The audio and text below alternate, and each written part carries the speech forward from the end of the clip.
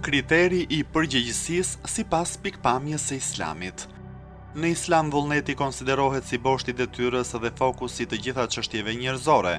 Është pikërisht kjo ajo që e dallon qenien njerëzore nga kafshët e tjera. Vullneti është mjeti i vetëm që kontrollon pasurinë e energjisë dhe me to njeriu mund të rezistojë ndaj nxitjeve të dhunshme fizike dhe të drejtojë energjitë e tij në drejtimin e duhur.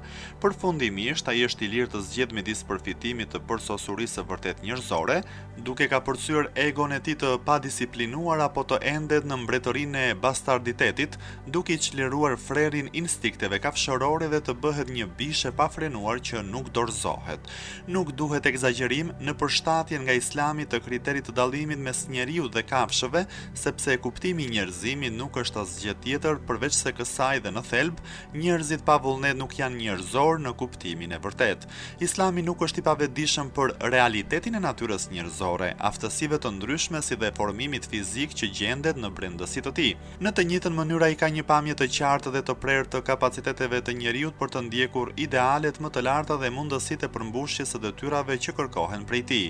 Ai bën thirrje njeriu të ngrihet në një plan më lart se sa kafshët me të gjitha aftësitë e tij në hijen e vullnetit, duke i kërkuar të arrijë një perfeksion në shkallën më të lartë të mundshme në përputhje me fuqitë dhe potencialet që ka.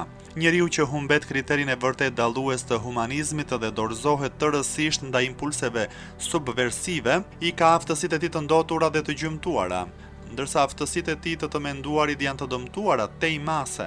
Si rjedhoj, ai do të jetë i paaft për arritjen e qëllimit të vërtet në jetë. Ushtrimi i shpirtit duket se është i vështirë si fillim, por me pak përpjekje mendore pengesat hiqen gradualisht dhe hapet rruga për përmbushjen e detyrave të ndryshme.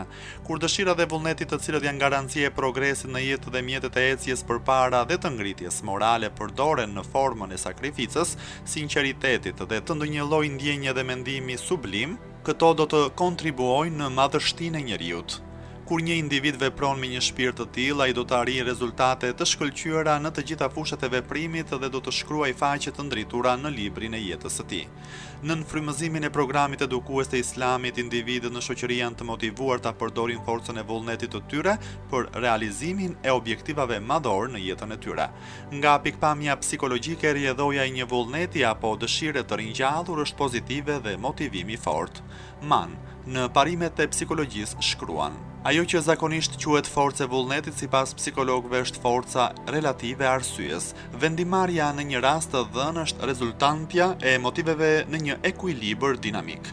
Me fjalë të tjera, në çdo rast alternativa e zgjedhur është ajo që kënaq motivet tona në masën më të madhe në lidhje me shtytjet e natyrshme dhe përvojat e mëparshme. Për shembull, kur një ushtar japonez mposhtet në një betejë dhe ai sheh se rezistenca është e kotë, ai përballet me dy alternativa.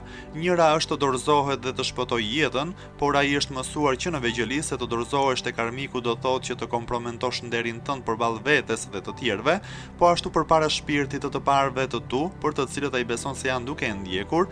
Alternativa tjetër përpara tij është të vras veten dhe të gjejë nderin dhe dinjitetin e përjetshëm në jetë, të cilit i është premtuar pas vdekjes, ja përse ai parapëlqen t'i fund vetes.